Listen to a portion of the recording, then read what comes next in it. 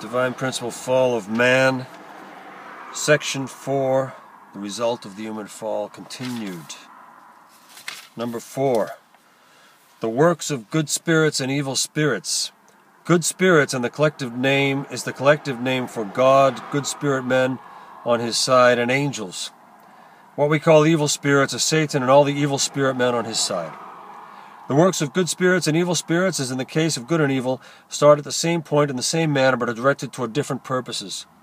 Those who are involved in the works of good spirits enjoy an increasing sense of peace and righteousness. Even the physical health of the individuals will improve.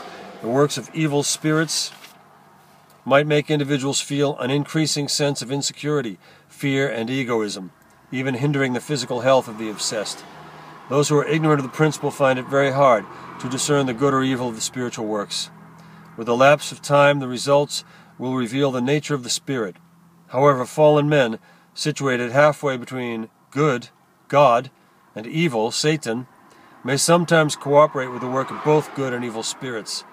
In many cases, even the works of evil spirits may combine with the works of good spirits after a certain period.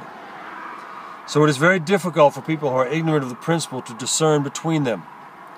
It is a pity that in this age many ministers and other religious workers condemn from ignorance the works of good spirits as those of evil spirits, thus going against God's will without being aware of it.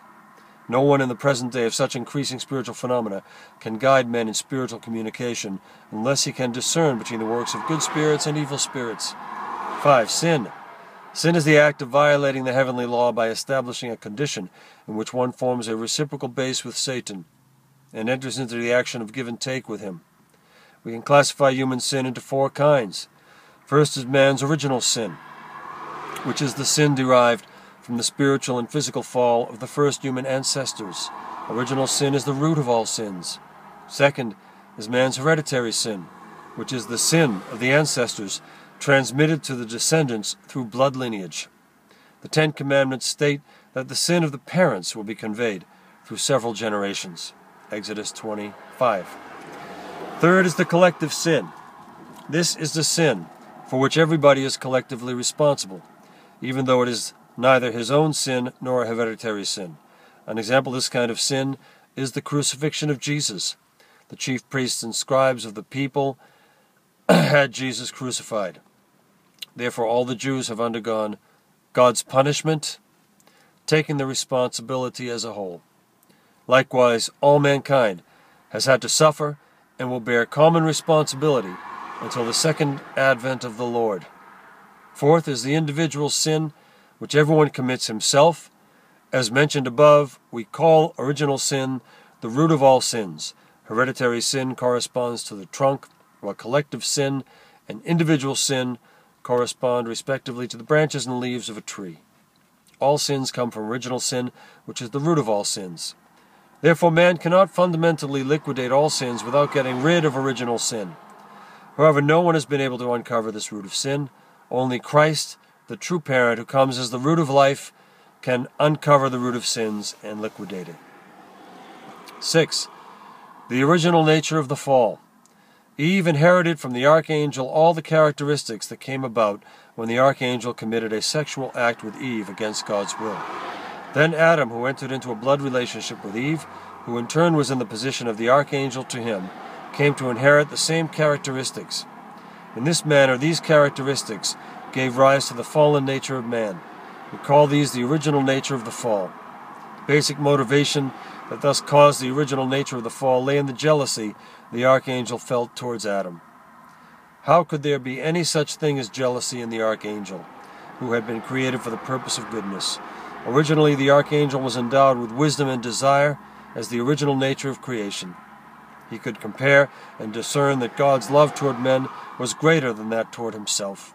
It was quite natural for him to entertain the hope of receiving greater love than anyone else, because he possessed a spontaneous desire for the greatest love.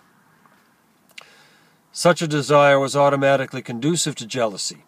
Therefore, jealousy was a byproduct of the original nature of creation, like the shadow of a thing produced by the light. However, after perfection, man could never fall due to such incidental desire. He would not dare commit such a crime.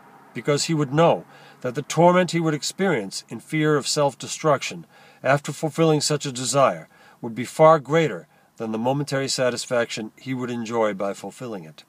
The world after the accomplishment of the purpose of creation should be a systematic society resembling a man in its form, in which all men have an integrated relationship with one another. So the harm which comes to an individual is felt by the whole. Therefore, the whole body would keep the individual members from destruction. Similarly, in the world in which the purpose of creation is fulfilled, any incidental desire occurring from the original nature of creation would be used for the development of human society. It could never cause man to fall. We may roughly divide the original nature of the fall into 4 aspects. The first is the failure to take the standpoint of God in loving others. The motivation of the archangel's fall lay in his jealousy of Adam. He did not love him from the same standpoint as God. This led him to defile Eve. The nature by which a courtier feels jealous of a king's favorite instead of loving him from the standpoint of the king is another example of the original nature of the fall.